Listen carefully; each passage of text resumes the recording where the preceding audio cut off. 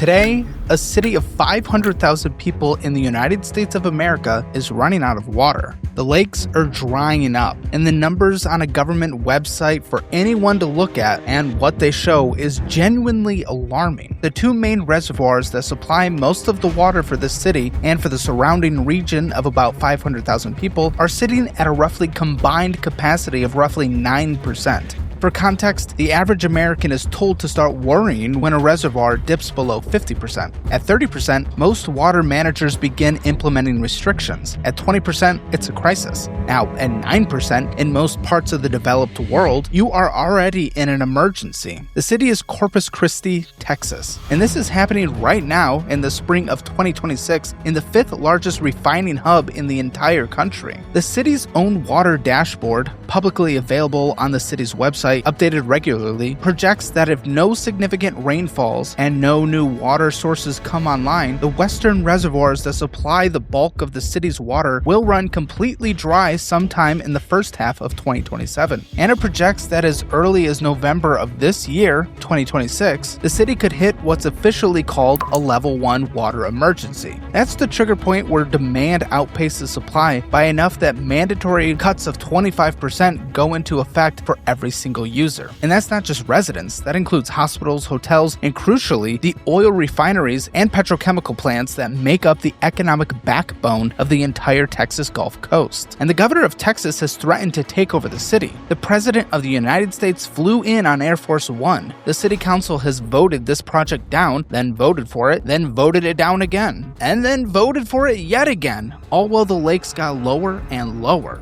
A neighborhood of predominantly Black and Hispanic residents filed a civil rights complaint with the federal government over where the solution would be built. Neighboring counties are fighting the city in court over plans to drill for groundwater. And somehow, in the middle of all of this, a significant portion of people on the internet are all convinced that data centers are behind it all, which is almost entirely wrong, and I'm going to explain exactly why. There are buildings, roads, and an old Christian retreat from the 1930s re-emerging from the bottom of Lake Corpus Christi right now because the water level has dropped so far that things submerged for decades are seeing sunlight again for the first time. The credit rating agencies have already downgraded the city. Moody's, Fitch, and S&P Global have all flagged Corpus Christi with negative outlooks or outright downgrades, citing what Moody's called an accelerated water depletion risk and a narrow time frame to implement solutions before supply fails to meet demand. This is one of the most significant municipal water crises in American history, and it's been building for over a decade through droughts, political failures, competing interests, and a city that kept kicking the problem down the road, convinced that rain would eventually come.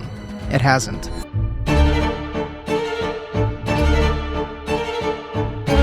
To understand what's happening in Corpus Christi, you first need to understand where its water actually comes from, because it's a coastal city sitting on the Gulf of Mexico, surrounded by salt water, and yet it is almost entirely dependent on rainfall and river systems for its entire water supply. The city's primary water comes from two large reservoirs in the interior of South Texas. The first is Choke Canyon Reservoir, completed in 1982, with a full capacity of 695,271 acre-feet. And remember, 1 acre-foot is roughly 326,000 gallons, enough to supply one average American home for about a year. The second is Lake Corpus Christi, which is older and smaller. Together, these two lakes are referred to as the Western Supply, and they're fed by the Nueces River and its tributaries, which depend almost entirely on rainfall in the hills of the Texas Hill Country to the north. And then there's a third source, Lake Texana, about 100 miles away to the northeast, connected to the city by a pipeline called the Mary Roads Pipeline. This is the eastern supply, and it provides a crucial buffer. As of early 2026, Lake Texana is sitting at roughly 75% capacity, but the pipeline that connects it to the city has capacity limits, and it simply cannot replace the western supply on its own. The numbers on the western reservoirs are historic. In October 2021, Choke Canyon was at 47% capacity and Lake Corpus Christi was at 87%. By January 2026, Choke Canyon had fallen to 9.4% and Lake Corpus Christi to 11.6%. By March 2026, both had dropped further to roughly 8.3% and 9.5% respectively, giving a combined western capacity of around 9%, levels that have not been recorded since the reservoirs were first filled decades ago. Lake Corpus Christi has a full conservation storage capacity of 200 256,062 acre-feet. As of early 2026, it holds roughly 25,000 acre-feet. That's less than 10% of what it's supposed to hold. When lakes drop this low, the water that remains gets warmer, saltier, and harder to treat. Intake pipes built at certain depths start drawing sediment. Treatment plants designed for a certain water chemistry have to work harder and cost more to operate. And at some point, the intakes, literally the pipes that pull water from the lake into the treatment system, are too high above the water surface to function at all. And that point has a name: Deadpool. Corpus Christi isn't there yet, but the projection on the city's own dashboard shows it arriving sometime between the first half of 2027 for the western supply if no rainfalls and no new sources come online. And the things re-emerging from the lake bottom tell a story in a way that numbers can't. Old road bridges, submerged for decades, are now passable on foot again. A boathouse that went underwater before some current Corpus Christi residents were born has reappeared. Most strikingly, the remains of a Christian retreat community called Zypher, a settlement that existed in the 1930s and 1940s and was deliberately flooded when the reservoir was created, has re-emerged from the lake bed. Locals have been renting kayaks and boating out to explore it. Ghost town tourism on a lake that is supposed to be full of water. There is a Stage 3 drought designation in effect right now for the entire Corpus Christi area. Under Stage 3, outdoor lawn watering is banned. Washing your car is banned unless you do it with a bucket. Businesses that use water outdoors face substantial fines. And all of this, residents should know, while the refineries across the bay keep running.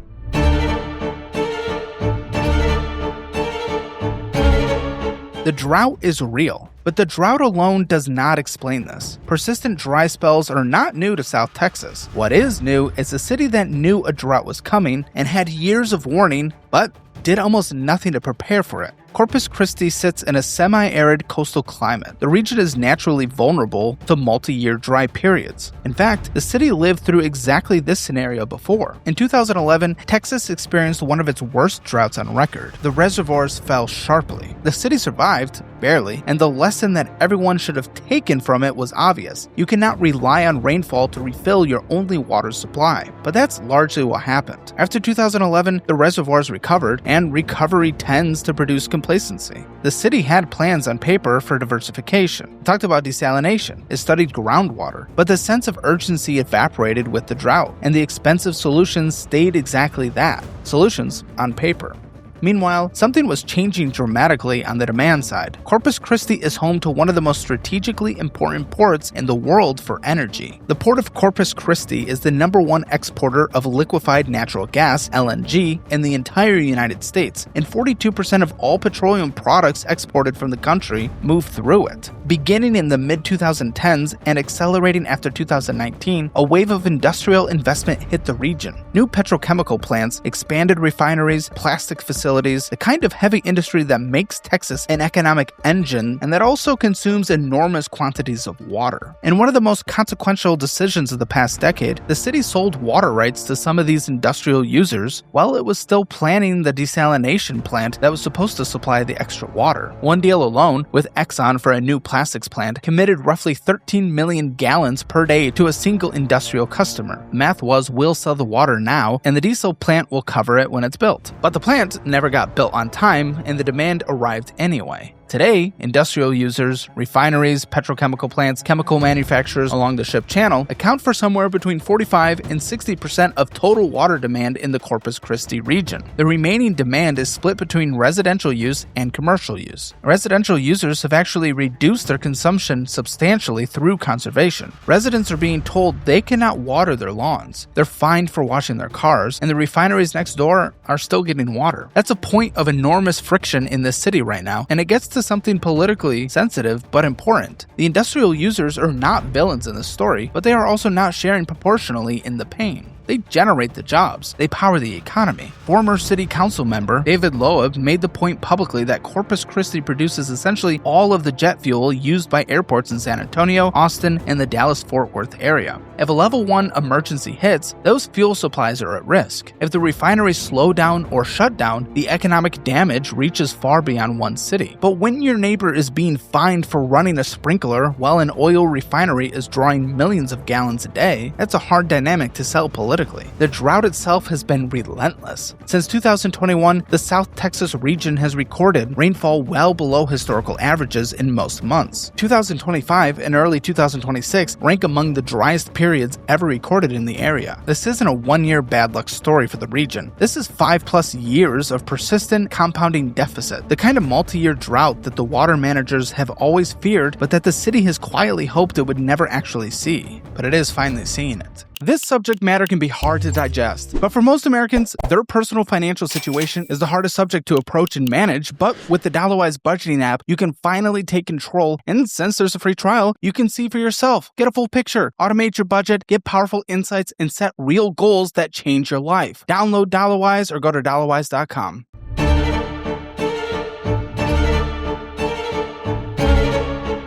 The central drama of the Corpus Christi water crisis, the thing that makes it something more than just a sad story about a drought, is the decade-long fight over a desalination plant that should have already been built and that probably would have prevented most of this. Desalination is exactly what it sounds like. You take the seawater from the ocean or a bay, run it through a treatment process, most commonly something called reverse osmosis, where the pressure forces water through a membrane that filters out salt and impurities, and you get fresh drinking water. It's expensive, and it uses a lot of energy. It also has environmental considerations, but it's also fundamentally drought-proof because the Gulf of Mexico is not going to run out of water anytime soon. Corpus Christi sits directly on a bay connected to the Gulf. The case for building a seawater desalination plant here is about as obvious as it gets. Cities around the world in dry coastal regions have been running them for decades. Saudi Arabia gets roughly half of its fresh water from desalination plants. Israel has essentially engineered itself out of water scarcity using them. Southern California has them. Even El Paso, Texas, hundreds of miles away from the ocean, runs a brackish water desalination plant and has largely stabilized its water supply. The plan for Corpus Christi was called the Inner Harbor Seawater Desalination Plant. It would draw water from the Inner Harbor ship channel that connects the port of Corpus Christi to the Gulf, treat it, and supply 30 million gallons of fresh water per day to the city and the surrounding region. When the project was first proposed, the estimated cost was around $160 million, but that was in the early 2010s. By the time the city got around to actually putting out contracts and selecting a design-build firm in late 2024, the estimated cost had risen to around $750 million. The firm selected was a Texas-based infrastructure company called Kiewit. Within months of that selection, the estimate had jumped again to $1.189 billion and then to $1.2 billion. The project had gone from $160 million to over $1 billion in roughly a decade of planning delays. Each year of delay added hundreds of millions of dollars in costs because construction materials got more expensive, supply chains got tighter, and the project's scope kept growing. In July 2025, with the City Council scheduled to vote on a $50 million contract amendment to advance the design work from 10% completion to 60%, several council members got cold feet. They paused everything. Then, in September 2025, after a meeting that stretched past 1 o'clock in the morning, a 13+ hour session where nearly 100 residents waited through the night to speak, the City Council voted down the project 6-3. The opposition came from multiple directions. Environmental groups argued that the process of drawing large volumes of seawater through the plant and then discharging concentrated saltwater brine back into Corpus Christi Bay would damage the marine ecosystem, the shrimp, fish, and wildlife that the bay supports. The Surfrider Foundation, local fishing advocates, and environmental organizations all raised these concerns. City Councilwoman Sylvia Campos asked publicly, "At what cost is it worth damaging the bay and the region's $1.4 billion tourism industry?" The second source of opposition came from a historically black and Hispanic neighborhood called Hillcrest, located directly adjacent to the proposed plant site near Nueces Bay Boulevard. The Hillcrest Residents Association filed a formal environmental justice complaint with the U.S. Department of Housing and Urban Development, arguing that the city was engaging in environmental discrimination by sitting a major industrial facility next to a low-income minority neighborhood. Faith leaders in the area called it the latest blow to a community that had been dealing with industrial encroachment for generations. One resident put it plainly at the council meeting, "This neighborhood always ends up with with whatever nobody else wants. The third concern was cost. At over $1 billion, this was not just an infrastructure project anymore. It was now a generational financial commitment. Residents inside the city limits were looking at water rate increases estimated at around 50% over the coming years, even before this plant was added to the equation. Council members who represented working class and fixed income neighborhoods pushed back hard. One city council member, Eric Cantu, pointed out that the $750 million the governor kept referencing wasn't free money, it was a loan. A loan the city would have to repay through water rates, which meant the people paying the rates would ultimately fund the plant. But here's where it gets complicated. Some of these concerns were legitimate and some of them were overblown or politically motivated, and in the chaos of a 1 a.m. city council vote, it was essentially impossible to sort out which was which. The environmental concerns about brine discharge are real and deserve study. Desalination plants can impact marine ecosystems if not designed carefully. But on the other hand, cities around the world have managed this challenge with modern engineering, and the city of Corpus Christi had already spent 5 years securing the necessary environmental permits from state regulators who concluded the impact would be manageable. The neighborhood concerns are also legitimate, but the plant was not being built in Hillcrest. It was being built in an existing industrial zone near the ship channel next to the neighborhood. And the alternative, no desalination plant, doesn't make Hillcrest residents' water solution better. It makes everyone's situation worse. After the September vote killed the project, something strange happened. The city realized it was now legally obligated to repay over $231 million in bond financing it had already issued for the plant, regardless of whether the plant ever got built. The Texas Water Development Board, the TWDB, confirmed in writing that the money had been borrowed and it was owed, and it could not simply redirect to other projects. The city had already spent the money to get to that point. Now it had to pay for a plant it had just voted not to build. By November 2025, the council was revisiting the whole thing with a new contractor, a group called Corpus Christi Desal Partners, and a new slightly lower price estimate of $978.7 million. By February 2026, after a 5-3 to 1 vote, the council authorized staff to negotiate a contract with this new firm. The plant was alive again, but then Governor Abbott went public.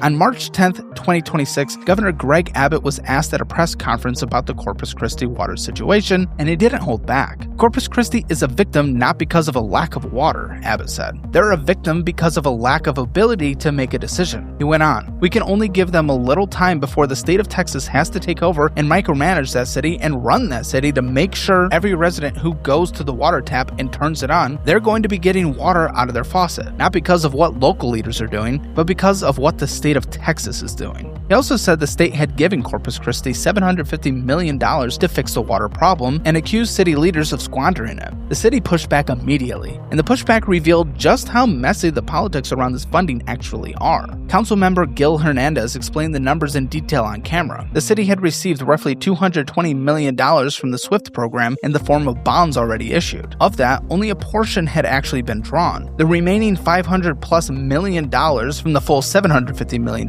committed had not been taken at all, because it was locked, available only for the desalination project. When the council killed the plant, the remaining money became inaccessible. The TWDB had explicitly stated in writing that redirecting those funds to other projects would be unprecedented and contradicted the city's original loan application. So the governor said the city squandered $750 million. The city's response was, "We didn't get $750 million free, we got loans. We've only drawn a portion, and the rest is locked because you can only use it for a plant we just voted not to build." Councilmember Carolyn Vaught put it simply, "Squander is a bad word because $750 million the city has not gotten." Both statements contain elements of truth, and both leave out important context. The city did squander time and opportunity, years of it. The governor's frustration is understandable, but the characterization of $750 million as money that was handed to Corpus Christi and then blown is not quite accurate either. Loans are not gifts. The threat of state takeover, however, was not idle posturing. Texas has mechanisms to intervene in local utility management under extreme circumstances, and the governor's office had already made its influence felt. Multiple council members confirmed they had received calls from Abbott's chief of staff in the lead-up to earlier votes, warning that the state would cut all funding to Corpus Christi if the council did not move forward with desalination. Within 24 hours of Abbott's comments, Mayor Paulette Guajardo announced she was calling an emergency city council meeting to vote on the Inner Harbor project again. We do not have time to play, she said. The governor wants to see a water project that he has been giving funding towards. He wants to see our community and our region prosper. And then came the President of the United States. On February 27, 2026, Donald Trump flew to Corpus Christi on Air Force One with Texas Senators Ted Cruz and John Cornyn and a handful of congressmen. He came officially to tout his energy agenda at the port of Corpus Christi, the nation's top LNG exporter, days before the Texas Republican primary. But local officials worked hard to get water onto the agenda, and it worked. Trump told a local TV station, "I have to say, it's a big ask. This is called a serious money ask, and I'm gonna get that thing approved for you guys." He was referring to a potential federal funding commitment for the desalination project. The specific amount was not named publicly, but the city had been pursuing a grant from the U.S. Bureau of Reclamation alongside the state funding. Mayor Guajardo welcomed the signal and noted the city had been coordinating with Congressman Michael Cloud. The president's reference to a big money ask aligns with the level of federal partnership we have been pursuing for some time, she said. Credit rating agencies were watching all of this. Moody's, Fitch, and S&P Global all revised their outlooks on the city's utility system bonds to negative in the fall of 2025, citing what they called an accelerated water depletion risk and the narrow time frame remaining to fix it. For a city that needs to issue hundreds of millions of dollars in bonds to finance water infrastructure, those downgrades are brutal as they make borrowing more expensive, which makes the solution more expensive, which makes the political opposition to the solution louder. Take a moment and get some free, easy money. With a Chime checking account and my link, you can get $350 when you set up direct deposit and pair that with a nation-leading high-yield savings rate. There's literally no reason not to sign up right now. Chime.com/Caleb or link in the description below.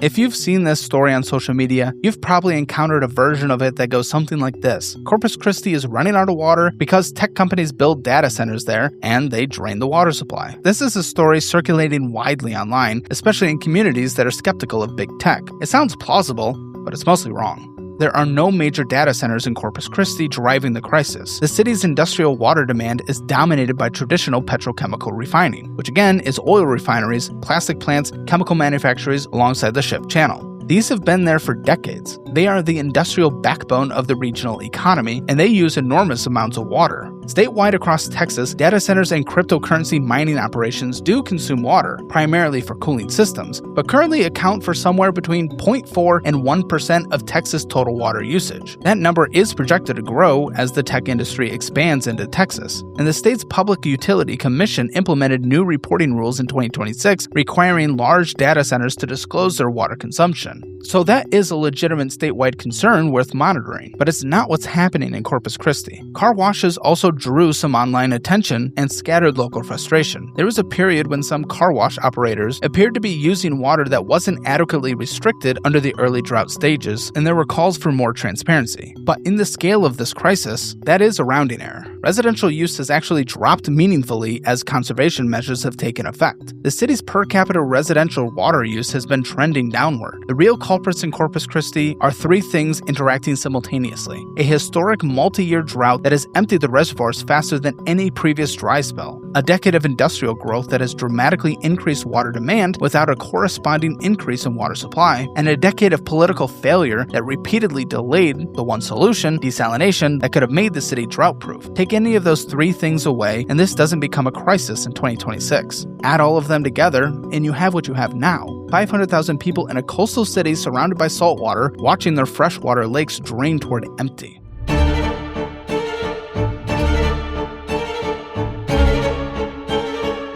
Desalination is the centerpiece of the long-term solution, but the city has been pursuing several other options in parallel, most of them moving slower than hoped, and several of them tangled in their own political fights. The first alternative is groundwater from the Evangeline Aquifer, an underground water source located about 20 miles outside the city in rural Nueces County. The city has been drilling new wells into the aquifer and plan to extend the effort into neighboring San Patricio County, and the projected yield from this approach is roughly 24 million gallons per day, which would be meaningful meaningful, but the groundwater approach has run into its own opposition. Small communities and rural users in both Nueces and San Patricio counties that depend on the same aquifer pushed back hard. The city of Sinton, a small town in San Patricio County, requested that in early 2026 that an administrative law judge review whether the permits being issued to Corpus Christi would harm their own water supply. It's essentially a NIMBY fight at the county level. Nobody wants the city drilling under their property and lowering their water table to fix someone else's problem. The second alternative is reclaimed water, treating wastewater to a high enough standard to reuse it for industrial purposes and some non-potable uses. The city has a project underway targeting about 16 million gallons per day of reclaimed supply. Again, this is useful, especially for industrial users who don't need drinking water quality for every application, but it won't solve the problem alone. The third alternative is upgrades to the Mary Roads pipeline, which brings water from Lake Texana 100 miles away. The pipeline can carry more water if it's upgraded, and the city has invested in those improvements. Lake Texana, again, is still around 75% capacity, but it's a buffer, not a permanent solution because it too depends on rainfall. The fourth is a smaller, separate brackish water desalination project, pulling from inland aquifers that contain salty but not seawater level concentrations. This is cheaper per gallon to treat than seawater. The city council approved up to $410 million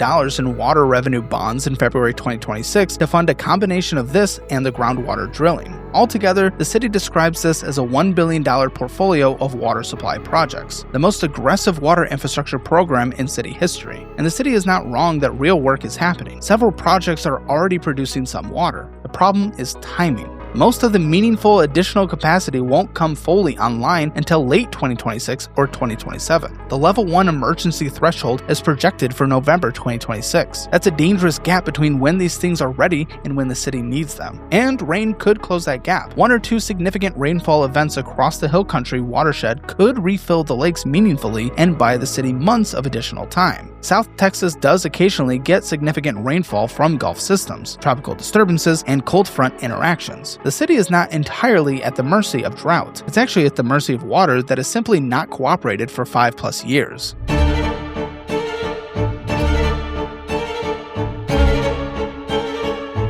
Corpus Christi is extreme, but it's not unique. Across the American West and Southwest, cities and states are facing variations of the same basic problem. A water infrastructure built for the 20th century in a region that is getting drier, serving a population that keeps growing, supplied by sources that were overpromised decades ago. The Colorado River, which supplies water to 40 million Americans across 7 states, has been in an ongoing crisis for years. Lake Mead and Lake Powell, the 2 largest reservoirs in the United States, reached critically low levels in the early 2020s and only partially recovered after an unusually wet winter in 2023. The entire Southwest built a 20th century population built on water allocations set in one of the wettest decades of the last 1,000 years. Those allocations are now unsustainable under current climate conditions. Globally, the situation is even more stark. The United Nations estimates that by 2030, global water demand will exceed available supply by 40%. Countries like Iran, Morocco, India, and parts of China face water table collapses in their major agricultural regions. Cape Town, South Africa nearly became the first major city to run out of municipal water in 2018, a moment that became known as Day Zero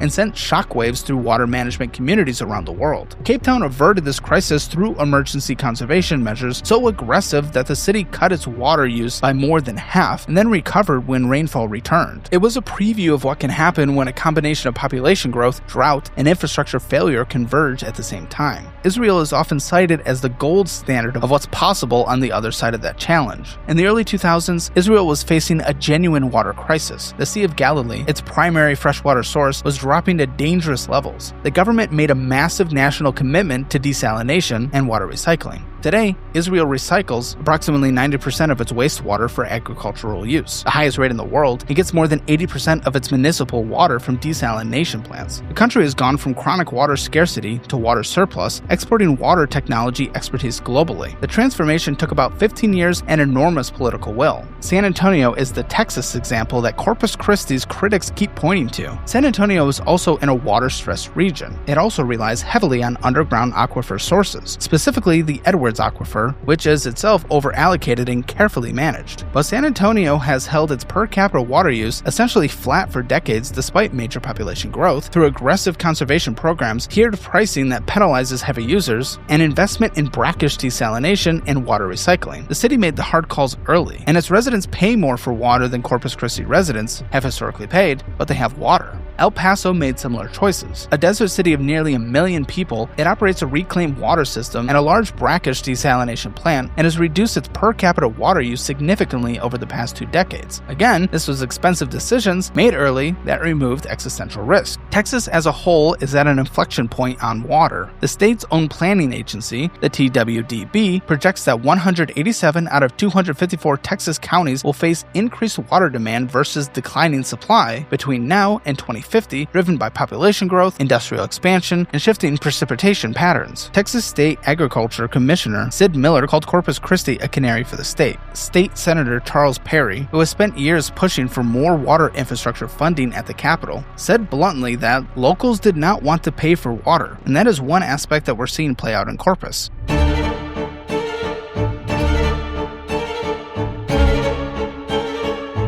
So here's where things stand as of early 2026. The mayor has called an emergency council meeting to vote on moving forward with the Inner Harbor desalination project under the new contractor, Corpus Christi Desal Partners, at an estimated cost of $978.7 million. The governor has threatened state takeover if there's no action. The president has pledged federal funding support, amount unspecified. The credit agencies are watching. The reservoirs are at 9%. If the city council votes yes this time and stays yes, and if the project moves without further significant delays, the plant could begin producing water sometime in 2028. That would mean roughly 2 years of operating in a deficit situation, relying on the eastern supply from Lake Texana, the groundwater wells, the reclaimed water systems, and whatever rain falls. And if rain does come, meaningful, sustained rainfall across the hill country and South Texas, the western reservoirs could recover enough to buy additional time. Corpus Christi's water managers are watching weather models the way most people watch sports scores. If the council votes no again, or if legal challenges, contractor disputes, or political infighting delay the project by another year, the projection of a November 2026 Level 1 emergency becomes much harder to avoid. Mandatory 25% cuts across all users, industrial slowdowns, economic disruptions, rate spikes, and the specter of a state government stepping in to run the city's water utility directly, something that has essentially no modern precedent in Texas. The near-term financial picture is already painful. Residents inside city limits are looking at water rate increases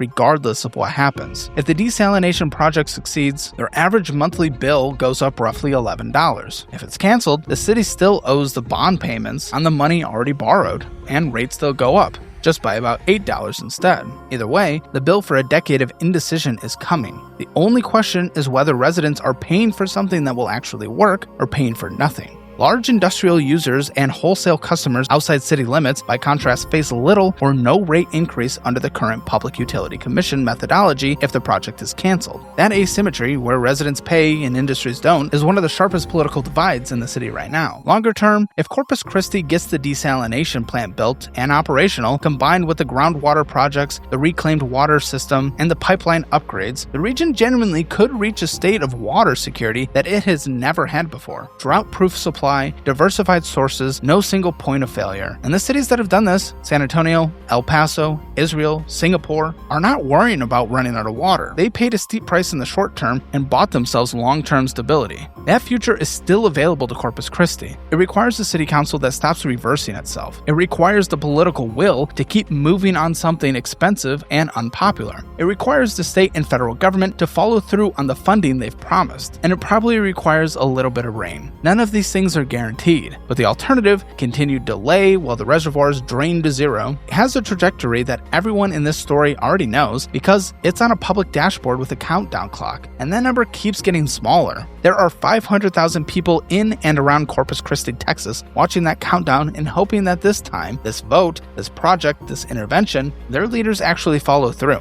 The city has been here before, on the edge of action, and turned back. The question of whether it does so again may be the most consequential municipal decision in Texas in a generation. Not just for the people who live there, but for a state and a country that is only beginning to confront what happens when the water runs out.